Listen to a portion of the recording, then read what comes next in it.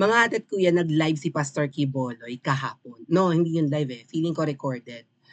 Um, Recorded video siguro na tinakpan na lang ng graphics, no? Para hindi makita ang kanyang location, ganyan.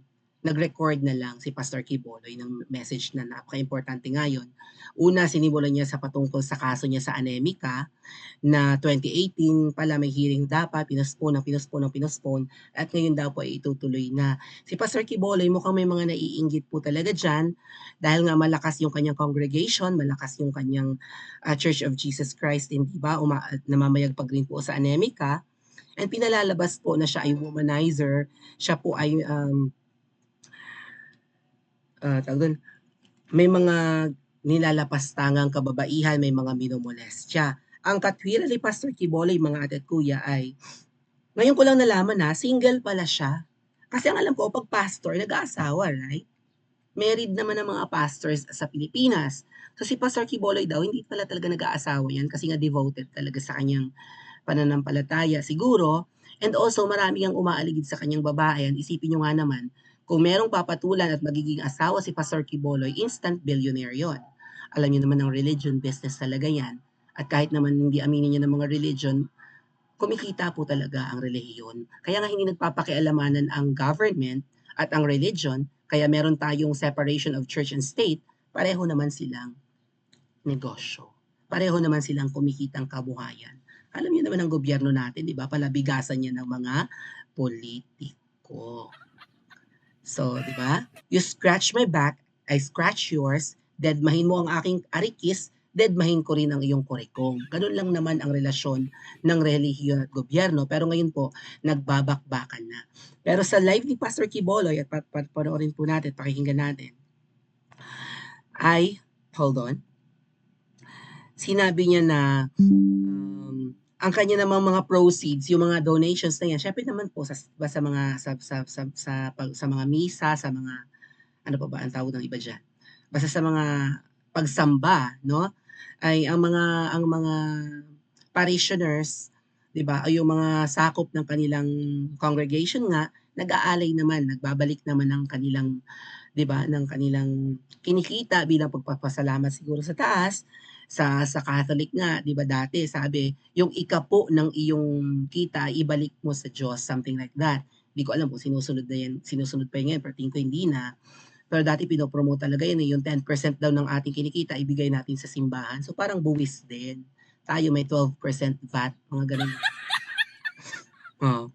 So, hindi naman sinusunod, hindi na perasahan yan pautot ng simbahan. Kailangan hindi nila perasahin kasi nga, di ba, sila nagpo-promote ng pananampalataya, pagiging mabuti, tapos perasahin nila yung mga mananampalataya na magbigay ng ikapo ng kanilang kita buwan-buwan, ay malaki, masakit yun sa bulsa.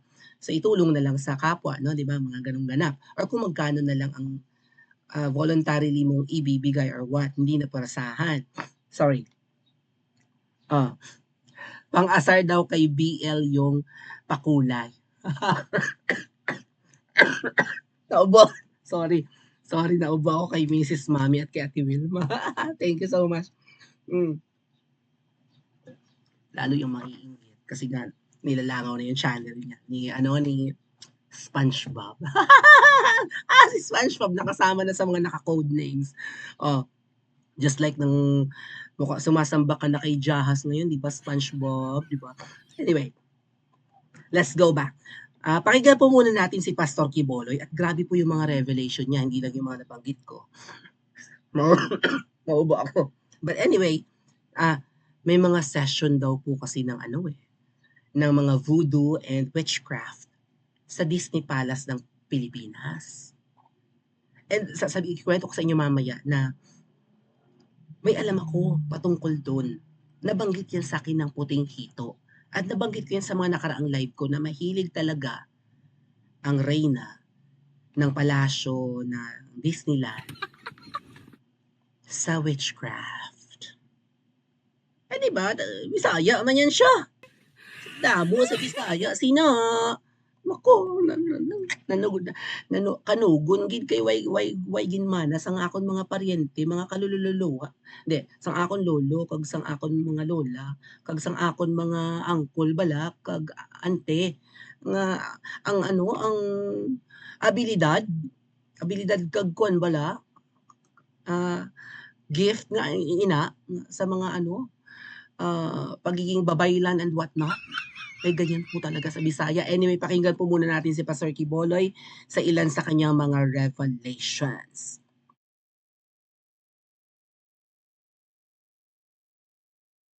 Dumating po sa aming kaalaman sa mga sandaling ito from reliable sources. Correct me if I am wrong, but these are reliable sources na dumating sa akin na ayaw na raw po nila ng extradition treaty. Ang kanila daw pong gagawin ng CIA, ng FBI, ng US Embassy at State Department kasabwat ng ating gobyerno, ng Pangulong Marcos at ng First Lady at kung sino pa man ang nasa gobyerno, ako ay rendition ng kanilang gagawin. Ang rendition, ang ibig sabihin po, anumang oras pwede lang pasukin ang aking compound at ako ay kidnapin. It's not only rendition but also elimination. If it is possible, pwede nila akong i-assassinate. So, nandun po sa dalawang yun. Kidnapping or assassination. Killing talaga, murder. Yun po ang dumating na balita sa akin ngayon from reliable sources.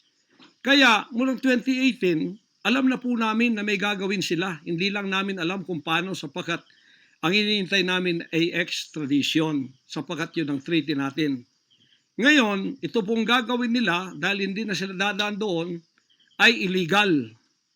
Kidnapping or elimination or assassination. Di po ba sa atang sariling bansa, ang aking constitutional rights nawala na? Sapagkat ako po ay binigay na sa kamay ng mga banyagang ito ng ating sariling gobyerno ni Pangulong Marcos at ni First Lady Araneta Marcos. Huwag kayong magkaila kung totoo itong sinasabi ko. Angkinin nyo, kung hindi, i-correct ninyo ako. Sapagkat ang buhay ko ngayon ay nanganganib. Kahit mukha ko, hindi ko pwedeng ipakita sa inyo. Sapagkat ako ay binigay na ninyo sa kamay ng mga Amerikano. At gagawin nilang gusto nilang gawin sa akin sa aking sariling bansa. Ang aking 11 compounds, araw-gabi, sinosurveillan ng drone. Hindi po kami makatulog, hindi kami mapakali. Baka yung ginawa nila sa amin noong 2020 doon sa Amerika na bigla kaming pinasok, pinaggigibang pintuan, pinaggigiba ang lahat ng aming pamamahay sa loob, linigwak lahat, ay gagawin nila dito sa aming bansang Pilipinas sa aking mga compound. Saan man po ako naroroon, nandoon sila nakasurveillance sa akin at naghihintay na lang ng tamang pagkakataon upang ako ay kidnapin o kaya patayin o kaya i-assassinate na ganun-ganun na lang para mawala ako dito sa mundong ito. Na kanilang bakit ako naging hadlang, hindi ko alam. Hindi lang po yun mga kababayan, kundi ang aking leaders lahat kasama na sa elimination. Ito pong aking Board of Administrators, senior leaders, lahat po sila ay pwede na rin nilang patayin lahat. At pagkatapos hindi namin alam kung anong plano nila sa buong properties namin sa Kingdom Nation. Kahit bakit ganito sila kagalit at bakit ganito ang kanilang treatment sa akin na isang appointed son. Ang ministry ko po ay evangelizing the whole world with the ko doon sa malalayong lugar. Okay, so may part na yan mamaya na nangiyak-ngiyak na si Pastor Quiboloy, diyan niya babanggitin mamaya yung about Mangku. Mangku Friday, oh my God, kita niyo. May audio na, di ba? Rinig na ako. Mangku Friday, di ba kami ni Atty. Nick, meron kaming Mangku Friday. Hala? So sabi kasi ni Atty. Nick, Matt at Kuya, kaya dinidiscuss talaga namin yung mga mysticisms, witchcraft, ganun. At saka yung mga ano, yung parang otherworldly thingy-thingy, ay malakas daw po kasi yung mga ganyan, yung mga hiwit-hiwit, di ba? Mga gayuma, kulam, and whatnot. At kung ano pa mga voodoo-voodoo thingy yan, malakas daw yan every Friday, mamaya punta natin yan. But, dito sa sinabi ni Pastor Quiboloy, nakasabwat na daw si Si Hello Kitty, lalo na yung babaita, para siya ay ano, 'di ba, ipabitbit sa US. Kung hindi ba siya mabitbit, through extradition, ano ba, rendition? So, parang ipapatsugi na rin talaga, ipapatsugi. Bakit? Kailangan po kasi, nabanggit ko 'to dati, kailangan po talaga na merong isang malaking personality na magurgur. Either mapatumba yung kanyang radio station or TV network or media na kasi may ayan nga po, malaki ring threat kasi ikaw, Pastor Quiboloy, sa sa totoong kalaban ngayon ng mga Pilipino na sawa at saka pusa with matching tambalolo, 'di ba? So, may media ka, pero hindi ka mahahawakan sa leeg. Unlike yung ibang media ngayon na ang bait-bait na, nakakapagtaka talaga yung kabaitan ng Philippine media ngayon, lahat. Mapa radio, mapa print media, mapa even the social media platforms ng ng malalaking media na 'yan, pati TV networks, ang babait ngayon. Walang naglalakas loob bumangga. Although hindi binabangga ng SMNI ang administrasyong Hello Kitty, pero platform ni PRRD yan. Ang ultimate target po talaga niyan si PRRD. Tama po, casualty of war lang yan si Pastor Quiboloy. Ang totoong target at ang totoong kinakalaban ay ang dalawang Duterte. Oh, yung father and daughter, 'di ba? Yung Duterte at saka yung daughter T. Oh, yung daughter ni Duterte. Oh. Kasi nga tinik sa landas. At saka mamaya pakinggan natin ulit. Hindi lang yung pangkukulam ang ginagawa diyan sa Disney Palace, mga ate at kuya. Pati yung tsuktsakan thingy-thingy, yung palitan, may exchange gift ng tsuktsakan blues, tusok-tusok. Kakaloka. 'Di ba? Kine-question ni Pastor Quiboloy. Nag-aalala lang ako, mga ate at kuya, dito kasi sa kanyang statement na ito, mamaya pakinggan din natin. Binanggit ni Pastor Quiboloy na kung ganito rin lang naman ang nangyayari sa gobyerno, nananawagan na si Pastor Quiboloy, dapat ligwakin na nga yung mga tinawag niya mga demonyo ang nasa pwesto. Nananawagan siya sa taong bayan, naligwakin na, tigilan na itong madness ng mga demonyo. Baka makasuhan to ng sedition Tapos binanggit pa ni Pastor Quiboloy, kung ang calling ko ay pamunuan ang bansang ito, gagawin ko. Sisimulan ko sabi niya, sisimulan ko sa Church of the Kingdom of Jesus Christ, yung kanyang ano, 'di ba, yung kanyang congregation nga. Sisimulan daw niya ang pamumuno doon. And kung ang calling daw niya maging president, parang yun ang sinabi ni Pastor Kibuloy. Para maging presidente ng Pilipinas, gagawin ko. Total, wala na daw silbi ang buhay niya. 'Di ba? He's a living dead kasi anytime 'di ba? Anytime from now, pwede siyang mabangbang. Biro mo, surveillance ng drone. And take note, mga ate at kuya, advanced ang technology ngayon. Baka mamaya yung mga drone na yan, may mga heat signature yan, yung ginagamit sa giyera. O hindi ka nga matiktikan ng drone na may bitbit na camera kasi nasa loob ka ng compound. Kung gamitan ng heat signature yan. So kita rin sa loob, 'di ba? Kita rin sa isang compound kung ilan ang taong buhay doon, 'di ba? Ilan yung may heat signature na katawan, kita pa rin through surveillance ng mga technology ng Anemika na 'yan. Tapos ngayon, 'yan ina-apply ng Anemika at saka ng Galema ang the enemy of my enemy is my friend. Kaaway ni Quiboloy ang Anemika at may mapapala sa Anemika si Galema at ang kanyang Juwawawa at yung pinsan ng Juwawawa. Di magkasabwat sila, nakipagsabwatan na. Kung tinik sa landas ni Galema si Pastor Quiboloy at ang SMNI dahil doon napapanood si PRRD, kailangan maligwak yan sa tulong ng Anemika. Although hindi naniniwala si Miss Maharlika na Anemika ang liligwak kay Pastor Quiboloy, malaki ang role na gagampanan ng Anemika. Dahil alam niyo naman, advanced yung technology nila, 'di ba? Kumpara sa Pilipinas, tutulong talaga yan, pwedeng behind the scene. At alam niyo ba, mga ate at kuya, simula pa nga lang nung inauguration ni Hello Kitty, June 30 ng 2022, narinig ko na yan.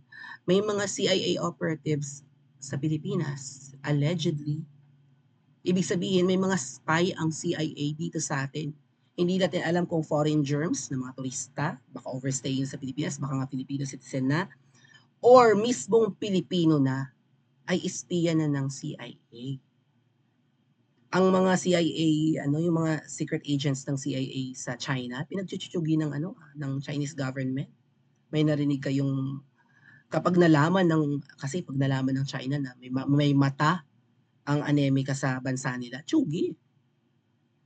Ang tinutsugi mga ate at kuya mismong inchik na siguro nagstay ng anemika or maybe talagang tine-train doon sa China para maging espiya ng anemika.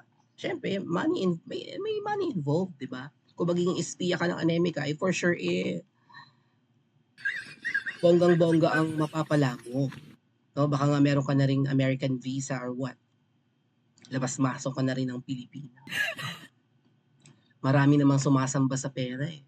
Lalo sa bansa natin, na pagkahirap-hirap, magiging tik-tik ka lang naman, magiging espiya ka, magiging Trojan horse ka lang naman, magkakamal ka na ng salapi, nang hindi mo naman kikitain kahit na magtrabaho ka buong buhay mo sa Pilipinas, go ka na. Lalo't mahirap ang buhay sa atin. So naniniwala po ako na sinisindak si Pastor Quiboloy para masindak rin ang lahat ng mga bumabatikos ngayon. Pero ang ultimate target, syempre, si PRRD. Matanggalan ng platform, which is yung media ni Pastor Quiboloy, and si VP Sara din eventually. Kapag si Pastor Quiboloy nalikidar, mabuti na lang nag-vlog siya, nag-record siya ng ganyang statement, walang ibang sisisihin kundi ang Diyos, ang pusa, at ang pinsan niyang tambalok. Yun ang message ni Pastor Quiboloy eh. Puro demonyo na ang nasa gobyerno ngayon. At kapag si Pastor Quiboloy nagorgor, matatakot na kaming maliliit. May listahan, di ba? Pinagmalaki pa yan ng mga Ensaymada vloggers, may listahan sila ng pwedeng magorgor.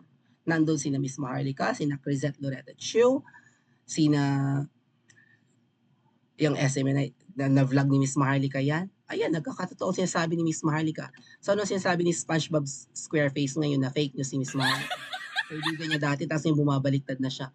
Ayun, hindi man nagorgor si SpongeBob Squareface. Mukhang, ewan ko kung ano nangyari baka nakulam. Baka na voodoo. Hindi kayo na witchcraft? Or maybe nagamitan ng gayuma ng anes. Paki-comment nga po sa comment section at mag-like and subscribe din po kayo. Huwag niyo pong kalimutang pindutin yung bell icon ha, para every time na may i-upload tayong video or magla-live ay no-notify kayo ng YouTube.